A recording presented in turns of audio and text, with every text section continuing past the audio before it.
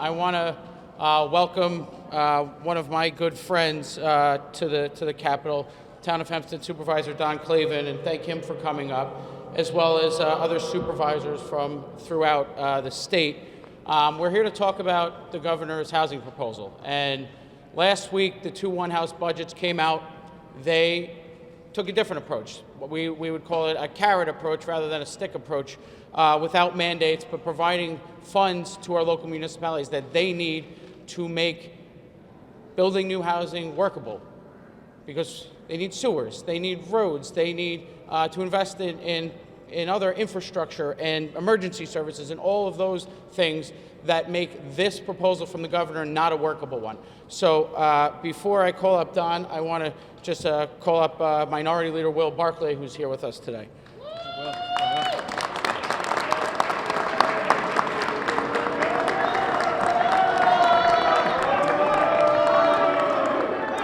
One thing we do,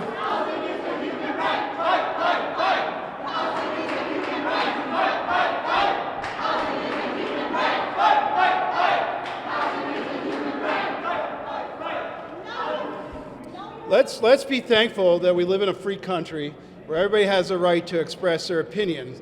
The one thing I'd always hope that you respect other people giving their opinion as we would give other people the right to express their opinion.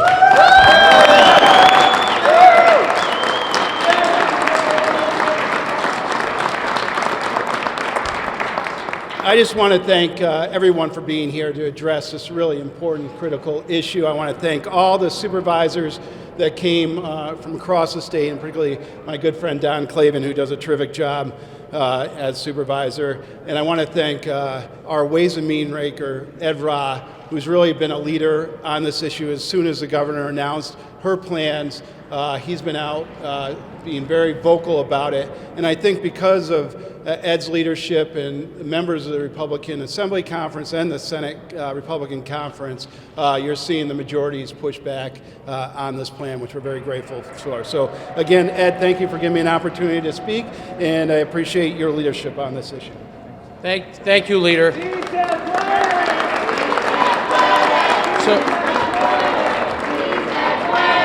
So this proposal, we have supervisors from really all over New York State with us, but this proposal has a particular impact on Long Island, in particular the transit-oriented piece of it, which would require in Nassau County, where I represent, zoning of 50 units per acre within a half a mile of our train stations.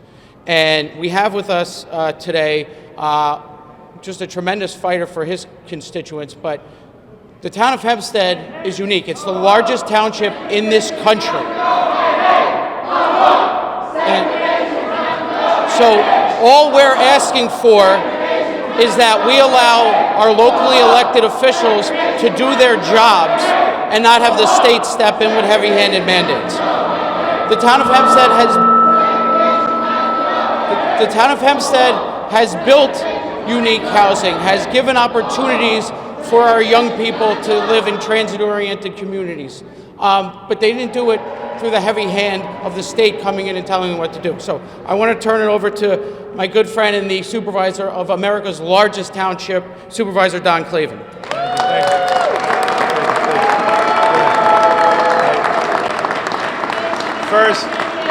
First, I'd like to thank everybody for coming out. And I mean everybody. And one thing that I think everybody needs to recognize right off the bat is actually no one's opposed to housing. In fact, in the town of Hempstead in the last 2 years alone, bipartisan, Republicans and Democrats alike, we've actually built over 800 units of housing in the last years and approved it. So no one is opposed to housing. What they're opposed to is the governor's attempt to take all zoning away from localities. And I want to congratulate the governor on one thing. She's found a way to bring the parties together, because now Republicans and Democrats agree that zoning should remain in local control and not Hochul control.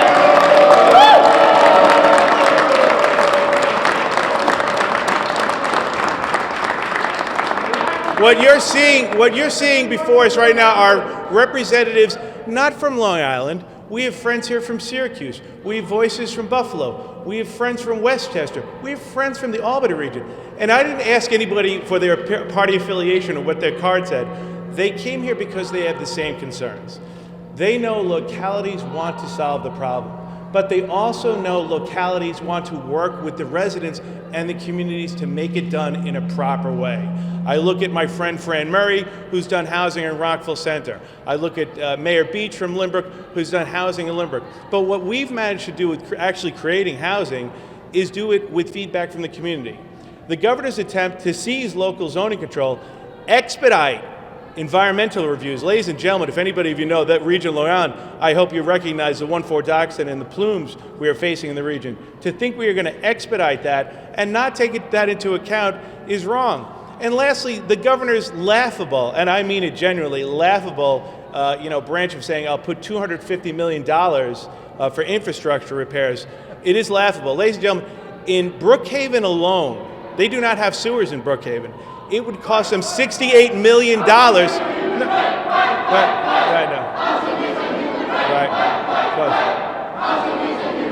Ladies and gentlemen, I know some people don't want to hear the reality of how it costs and have an agenda.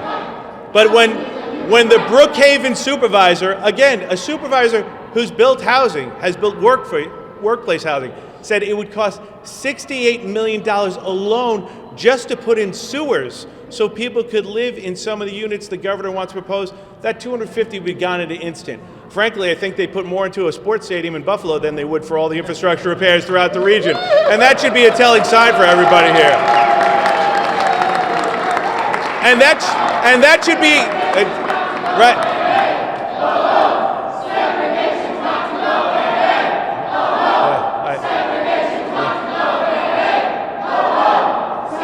I think it's, ladies and gentlemen, I think it's wonderful that both the Senate, Republican and Democrat sides, as well as the Assembly, Senate and Democratic sides, are listening to the residents throughout this state. Because that's what it's really all about, is actually listening to all the residents, not just a little group that comes here and screams their voices, all the residents throughout it. And that's exactly what's taking place here today, folks.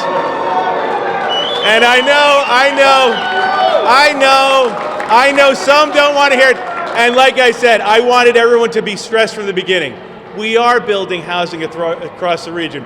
We are building housing from Buffalo all the way out to Montauk. But you know what? We do it the right way, with local control, local voices, and local zoning. Ladies and gentlemen, if you take one thing here away from today, it is about not Hochul control, but local control. Thank you all for being here. Enjoy. Thank you.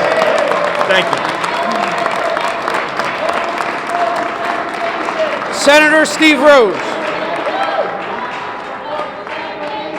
Thank you, Assemblyman Raw. Thank you, Leader Barkley, for being here. And thank you to my great friend, our town of Hempstead, Supervisor Don Clavin, and all of these elected officials that are standing behind me from all across the state. We are here to demand local control, not Hochul control. Bottom line is, what the governor is attempting to do, her heavy-handed approach, trying to control what happens in our local municipalities. Local residents have the right to determine what goes on in their communities. That's what this fight is about. Home rule, enshrined in our New York State Constitution in Article 9, is about the ability for local government, local officials, local residents to control what happens in their communities. And as the supervisor said, we do have housing issues on Long Island.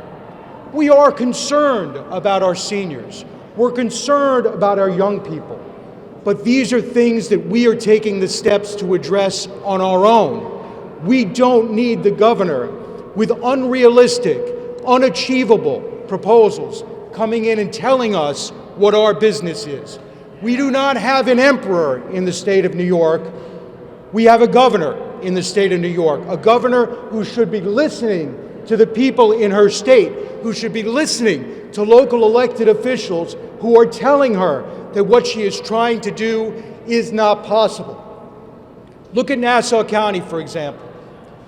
In Nassau County, there are 50 Long Island Railroad stations. Governor Hochul has proposed a target of 50 housing units per acre in a half-mile radius around every one of Nassau County's 50 Long Island Railroad stations. There are 503 acres in a half-mile radius.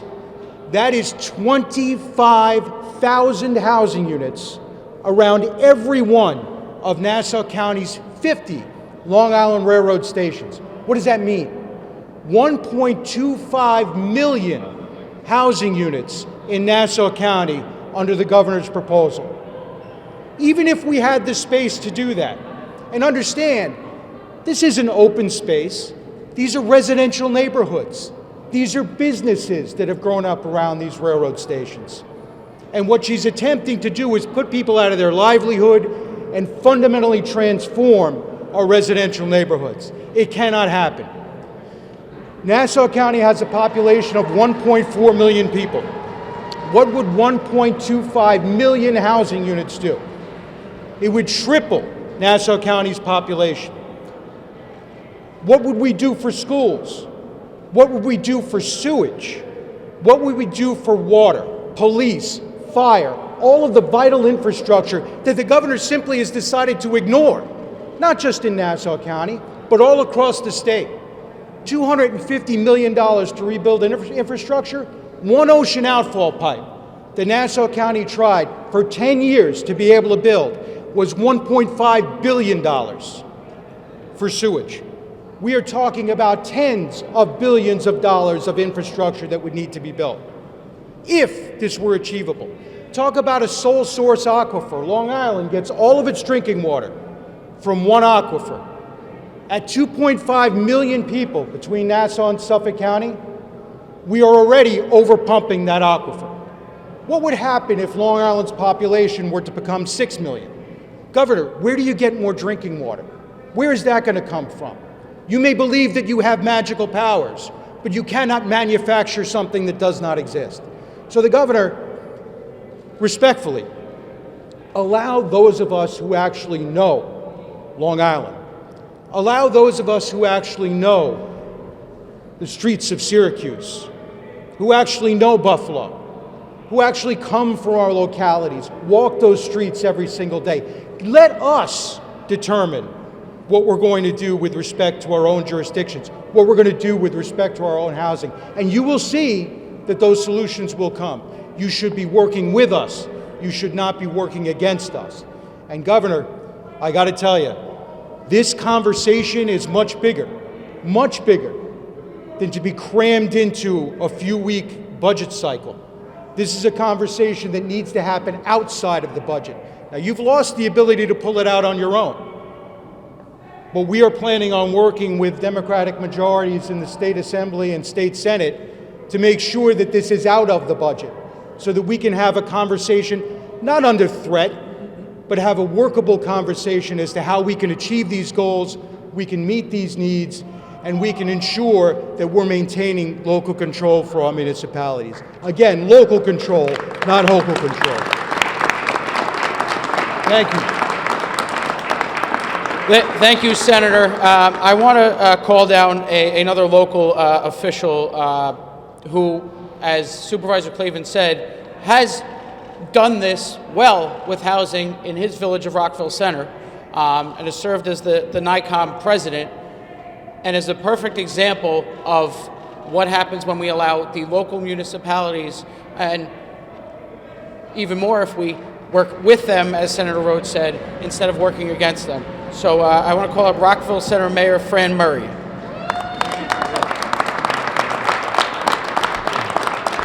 Thank you, Summon Ra. I want to thank Supervisor Don Klavan for the town of Hempstead and all local officials here.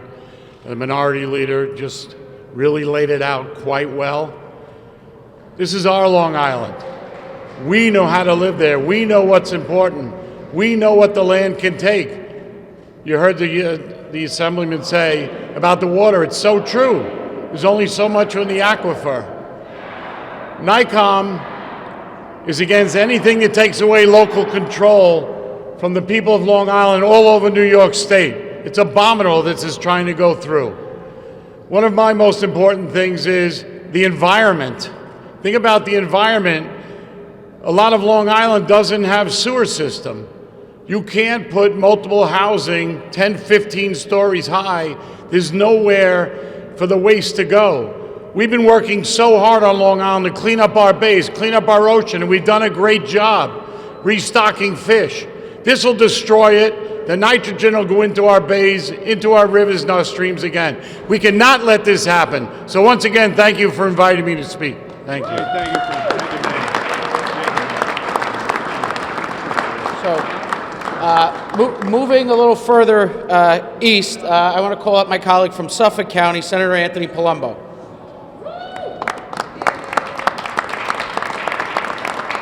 Thank you, Assemblyman. And a lot of this bears repeating. I don't want to be too repetitive, but I have the East End, I have the Hamptons, I have the North Fork, I have Shelter Island. So we can't sewer the East End of Long Island. We have a nitrogen problem. Our water, as we indicated several times now, is from a sole source aquifer. We can't ignore that. And last year, I carried, along with I'm a Republican, along with a Democratic Assemblyman, I carried a housing bill to create a fund for the 5 eastern towns of Long Island to help with affordable housing and to help build units, because of course, prices have skyrocketed on the East End. So when you put all this in perspective, and 4 of the 5 towns passed a resolution, and it was done by the voters, they all agree. So this is not a partisan issue, and this is what the governor needs to get through her head. We're not doing this because it's fun to stand up here and yell and scream like our fine folks who were here before, exercising their First Amendment rights. We want a smart plan. We don't want no plan. We want housing. We know that. We need to do that. I want my kids to be able to live on Long Island. And at current pace, it's almost untenable because the housing stock is low, obviously, and prices are high. So this is something that we all want. We just want to do it the right way. So there's a right way and a wrong way to do things. And when you bring in the stakeholders, that's good government. Do this in consultation with these folks in local government who are on the ground, who are there every day, who know their communities, whether it's St. Lawrence, Montauk in my district, or Erie County. So I just say thank you for holding this press conference. We need to keep the pressure on. This is a very sophisticated discussion that needs to be held outside of the budget, and I appreciate the opportunity to say a few words. Thank you. So as several colleagues have mentioned, one of the real impacts of this on Long Island would certainly be on our environment. And we're glad to have with us today Eric Swenson from the Friends of the Bay and Hempstead Harbor Protection Committee. So if you could share your perspective. Thank you, and good afternoon, everybody. The governor's budget proposal, not only provides a way to remove local government zoning powers, which are guaranteed under Article 9 of the state constitution, but it eliminates any comprehensive environmental review of both required zoning changes and the construction of high-density housing. I live in a small village of just over 400 homes that happens to have 23.5 acres within a half mile of a train station. My village has no downtown, it has no sewers, it has no public water, and it's purely a residential area. Because of those 23.5 acres, we would need to rezone to allow 1,176 new units in this community of 400 homes, almost quadrupling the population. Another nearby village, which has even fewer homes, 356 homes, would have to rezone and allow 6,122 housing units, almost 18 times the population. The magnitude of these are beyond anything municipalities are faced, and the fact that they cannot concern themselves with the environmental impact is even more concerning. By amending the zoning, developers will be able to build these homes as of right, regardless of the goals of 3% increase of housing over 3 years. The proposal would allow only limited reviews in terms of the capacity to provide electricity, to provide utilities, to provide drinking water, to provide sewage. It does not focus on the impacts of those. The impacts could be withdrawing so much water from the aquifer, increasing impacts to our harbors and bays from more sewage, the ability of the roads to accommodate traffic, the impacts of increased impervious surfaces and stormwater on our wetlands, the impacts of building on remediation sites, and on increased greenhouse gases from the additional automobiles. As written, developers would also have no incentive to provide any kind of environmental safeguards into their projects, and local governments and their residents would have little or no say to require those. This would set back nearly 50 years of development. There's no question that there's enormous environmental impacts, and they will have long-term consequences not only on this generation but on future generations. It's critical that these be addressed in a comprehensive manner so that mitigations can be implemented where necessary, or we stand to lose the 50 years of progress that I and others have worked for. And finally, to do this as part of the budget process is unconscionable.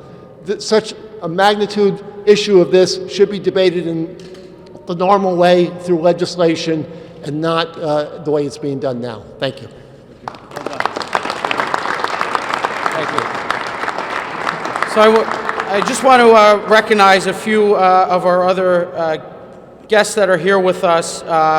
We have the Mayor of Lynbrook, Mayor Allen Beach. We have the Lysander Town Supervisor, Robert Wicks. And I'm not sure if Cicero Town Supervisor Mike Aragano, if he's with us, as well as Pittsford Town Supervisor William Smith. Now, if Mr. Wicks, if you wouldn't mind, because this has been a downstate focused press conference, but this proposal affects all the states. So if you wouldn't mind sharing your thoughts. I didn't have any prepared statements, but upstate New York has plenty of housing, the affordable housing. We don't need someone coming in to tell us that we need more. We got plenty of it. The average cost of the home in the town of Lysander is $250,000. So for the governor to come and say that we need more affordable housing and to push something down our throats, taking away our ability to keep the character of our community by pushing in something that doesn't take in the effects of traffic. In our small village of Baldwinsville and town of Lysander, it's a small area with a lot of congestion. You start throwing in large housing units and we're going to have a problem with that. So I just think that we don't need to be told what our community needs, especially with someone that I haven't seen up in our community in ever. So. Thank you, Supervisor. Sometimes some of the unscripted are the best. All right, thank you, Supervisor. I just have one last colleague I want to call up because he has a great perspective given the fact that he just finished a tenure as a town supervisor and is now in the legislature with us. And Westchester County is impacted in the same way that Nassau is, in that it calculates from northern borders of the city. So they have the same concerns with Tier 1, which is the 50 units per acre requirement. So I want to call up my colleague, Matt Slater. Well, good afternoon, everybody. As Assemblyman Ross said, a year ago today, I was sitting in a supervisor's office, much smaller than yours, Supervisor Clavin, but still a supervisor's office. In 2021, we had just approved a zoning upgrade to let in mixed-use multifamily housing. We understand that we have to diversify our housing stock, but we also know what's best for our communities. That's the whole point, I think, of what everyone's trying to make here today. Yes, Westchester and Putnam County are very different than Suffolk and Nassau, and very different than our friends upstate. But at the end of the day, we know what's best for our individual municipalities. Our residents understand what's best for our communities. And you talk about things like our schools, you talk about things like our local environment. In Westchester, the Westchester Municipal Officials Association has come out against the governor's proposal. We have things like the New York City watershed. When you take away the environmental review impact, the environmental review process, obviously it's going to impact all the things that we have to do to protect New York City's own drinking water. So this is a very simple I think, prospect. We want local control, not Hochul control. We've been saying it for weeks, for months, and frankly, the governor has done a great disservice to the people of New York State. Because if you sit down and have a bipartisan roundtable discussion, we can give you the answers to the problems that each community is facing, and then Albany can actually help us instead of hurt us, and that's what this proposal would do. Thank you very much. Thank you. Thanks. All right. So that basically concludes, but let me just again reiterate. We have about 2 weeks left until this budget is due to be adopted. We were happy that we had the two one-house budget proposals reject this approach, but I don't think anybody in the state should be under the understanding that this is done. It's not. So we want to make sure that our voices are heard over these next 2 weeks and make sure this discussion comes out of the budget where it doesn't belong. So thank everybody for coming. If there's any questions, we'll take them.